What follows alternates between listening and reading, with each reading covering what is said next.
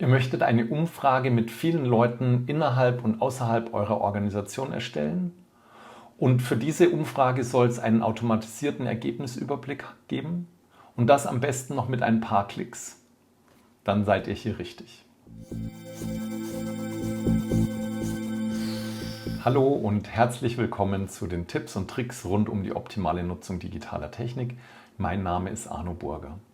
Outlook bietet uns zwei Möglichkeiten für Umfragen, die sogenannten Abstimmungsschaltflächen, die es schon seit Anfang an, seit 1997 in Outlook gibt und die mit Outlook alleine funktionieren, und dann noch die sogenannte Abstimmung, die seit Microsoft 365 über die Forms-App in Outlook integriert ist. Wir wollen uns anschauen, wie ihr Umfragen erstellen könnt, wie sie beim Empfänger aussehen, wie ihr einen Ergebnisüberblick bekommt, und am Ende schauen wir uns noch Vor- und Nachteile der beiden Varianten an, so dass ihr gut selbst auswählen könnt, welche der Varianten für euch die bessere ist. Ich habe hier schon mal eine E-Mail vorbereitet, eine E-Mail, in der es jetzt um die Abstimmungsschaltflächen geht. Es geht um einen Betriebsausflug. Ich will die Mitarbeiter fragen, wo der Betriebsausflug hingehen soll, und möchte jetzt über Optionen, Verlauf, Abstimmungsschaltflächen, benutzerdefinierte Abstimmungsschaltflächen hinzufügen, nämlich Ammersee, Tegernsee und Starnberger See. Und ihr seht, hier steht schon genehmigt und abgelehnt drin und dazwischen ist ein Strichpunkt oder Semikolon, und das ist ganz wichtig, weil das ist das Trennzeichen zwischen den Schaltflächen. Und wenn ich das jetzt also einfüge, Ammersee, Tegernsee, Starnberger See, dann mache ich auch diese Zeichen dazwischen. Also bitte nicht einfach ein Leerzeichen oder ein Komma oder sowas, dann habt ihr nachher eine große Schaltfläche und keine drei getrennten Schaltflächen. Ich gehe dann hier auf Schließen. Man sieht die Schaltflächen jetzt nicht, aber man sieht eine Info, dass hier Schaltflächen hinzugefügt sind. Und wenn ich diese Nachricht jetzt abschicke, ich mache vielleicht noch eine Kopie an mich, damit wir das gleich bei mir gut sehen können, schicke ich das weg. Damit wird die E-Mail verschickt, geht jetzt bei den Empfängern ein. Die Empfänger schauen sich diese E-Mail vielleicht erstmal in der Vorschau an. Dann seht ihr, die Nachricht enthält Abstimmungsschaltflächen, da kann man draufklicken und kann die auswählen, oder man kann auch die E-Mail aufmachen und dann seht ihr hier, klicken Sie in der Gruppe Antworten oben auf Abstimmen, also die Gruppe Antworten auf Abstimmen, und da suche ich mir jetzt zum Beispiel den Ammersee aus. Und dann kann ich entscheiden, ich möchte die Antwort sofort senden oder ich möchte vielleicht noch irgendwas dazu schreiben. Ich schicke die jetzt mal sofort ab und dann steht hier, wie man geantwortet hat.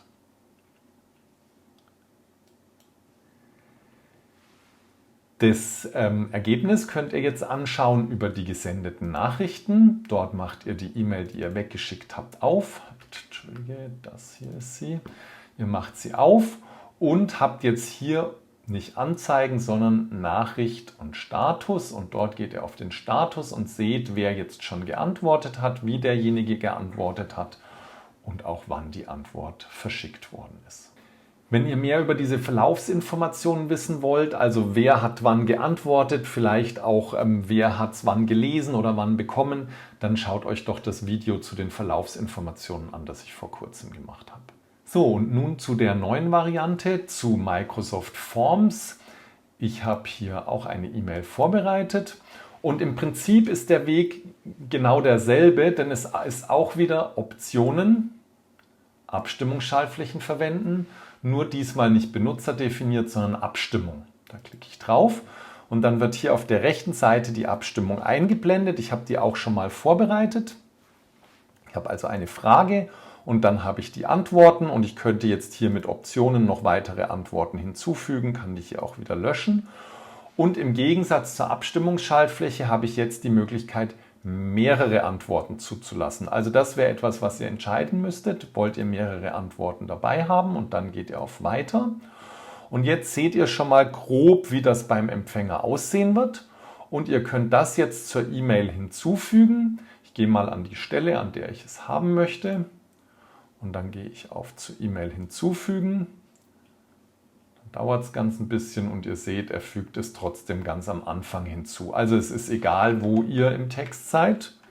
Ich schneide das hier mal aus und setze es an eine Stelle, an der ich es gerne haben möchte.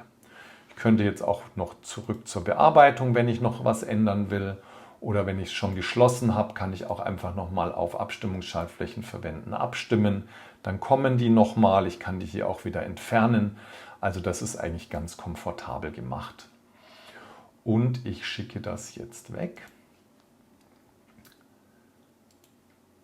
Sollte auch wieder eine Kopie an mich gehen. Und sobald die Kopie da ist, mache ich die auf. Und ihr seht jetzt hier, so sieht es jemand, der Outlook hat. Das heißt, er kann hier auswählen, eine oder auch mehrere Antworten. Und jemand, der kein Outlook hat, der sieht diesen Link hier im Browser anzeigen, abstimmen, klickt auf diesen Link und kann dann hier ausfüllen. Der einzige Unterschied zu jemandem, der es direkt in Outlook anklicken kann, ist, Outlook übermittelt die E-Mail-Adresse mit und wenn wir hier im Browser in Forms sind, dann müssen wir die E-Mail noch manuell angeben. Und ihr seht auch, man kann hier die Ergebnisse anzeigen als Empfänger und man kann hier die Ergebnisse auch als Empfänger anzeigen. Also noch so ein Unterschied zwischen den Abstimmungsschaltflächen und dem Abstimmen. Ich habe jetzt mal hier die 3 ausgewählt, ich stimme ab, kriege dann auch gleich das Ergebnis angezeigt. Ich habe nun noch ein paar andere Abstimmungen mit eingegeben, habe das hier aktualisiert. Also ihr seht, auch der Empfänger kann sich dann die entsprechenden Ergebnisse anzeigen. Wie würde ich jetzt als Umfragender vorgehen? Also als Umfragender gehe ich genauso wie bei den Abstimmungsschaltflächen in meine gesendeten Elemente, mache dort die E-Mail auf und kann mir jetzt das Ganze im Browser anzeigen. Ich will jetzt allerdings nicht abstimmen, sondern ich möchte mir die Ergebnisse anzeigen. Das ist jetzt einfach eine Übersicht. 3 haben Starnberger See ausgewählt, 2 Ammersee, 2 Tegernsee. Das ist jetzt aber noch keine besonders detaillierte Anzeige. Um mir die anzuzeigen, muss ich jetzt tatsächlich Forms als Ersteller aufrufen. Und der Weg dahin, der ist, wenn ich den normalen gehe, relativ weit. Meine Erfahrung ist, ich komme am schnellsten dorthin, wenn ich hier auf eigenes Formular erstellen klicke. Ich will zwar keins erstellen, aber ich komme damit sehr schnell dahin, wo ich hin will. Und kann jetzt hier die Umfrage, die ich erstellt habe, aufrufen, sehe die Fragen und sehe jetzt hier auch die Antworten. Und hier in den Antworten habe ich einmal nochmal die Zusammenfassung, die wir gerade schon gesehen haben. Ich kann mir aber jetzt hier auch die Ergebnisse anzeigen. Das heißt, ich sehe für jede Person, die geantwortet hat, wie sie geantwortet hat, kann mir das einzeln anschauen. Gehe wieder zurück. Ich kann aber auch Details anzeigen lassen, dann sehe ich eine Übersicht. Und ich kann sogar dieses Ergebnis in Excel öffnen. Dann wird eine Excel-Datei heruntergeladen, die mache ich auf. Und in dieser Excel-Datei sehe ich jetzt das Ergebnis auch. Vielleicht das noch als Ergänzung. Bei den Abstimmungsschaltflächen ist es auch möglich, die hier in Excel zu nutzen. Ich aktiviere mal die Excel-Datei und wechsle nochmal zurück in Outlook, mache die E-Mail auf mit den Abstimmungsschaltflächen und kann hier im Status das Ergebnis auch markieren und dann mit STRG C in die Zwischenablage kopieren. Dann wechsle ich in mein Excel-Fenster, da ist es, gehe an die Stelle, an der ich das Ergebnis einfügen möchte und füge hier ein. Und ihr seht, jetzt sehe ich hier auch die Personen und wie die abgestimmt haben. Nun zum Schluss noch zu den Vor- und Nachteilen von Abstimmungsschaltflächen und Abstimmungen in Outlook. Die Abstimmungsschaltflächen sind die, die mit Outlook alleine gehen, also auch ohne Microsoft 365, falls ihr das noch nicht habt. Es ist hier allerdings nur eine Antwort möglich und der Empfänger braucht Outlook. Wenn der irgendeinen anderen Mail-Client hat, dann geht es nicht. Ihr habt einen Ergebnisüberblick nur für den Organisator, also nicht für die Teilnehmenden. Das kann ein Vorteil, aber auch ein Nachteil sein. Und ihr habt es gesehen, in Outlook mit ein paar Klicks erstellt. Man muss einfach nur die Optionen mit Strichpunkt oder Semikolon getrennt eingeben. Und mit 3 Klicks, also gesendete Objekte, dann die E-Mail aufmachen und dann den Status anzeigen lassen, habt ihr die Ergebnisübersicht. Bei der Abstimmung ist es so, dass ihr dazu Microsoft 365 braucht, weil es ja mit Forms gemacht wird letztendlich. Ihr habt dafür die Möglichkeit, mehrere Antworten zuzulassen. Der Empfänger braucht kein Outlook, weil er kann immer auch über den Browser arbeiten mit Forms. Ihr habt einen Ergebnisüberblick nicht nur für den Organisator, sondern auch für alle Teilnehmenden. Allerdings nur den Überblick, nicht die Details, die wir dann am Schluss noch gesehen haben. Ich finde, die Erstellung ist etwas aufwendiger, nicht viel, aber etwas. Und der Ergebnisaufruf für die Details, den finde ich tatsächlich etwas aufwendiger und denkt da an den Tipp, klickt auf den Link, eigenes Formular erstellen. Wenn es dir gefallen hat, dann hinterlass mir gerne einen Daumen hoch und abonniere den Kanal.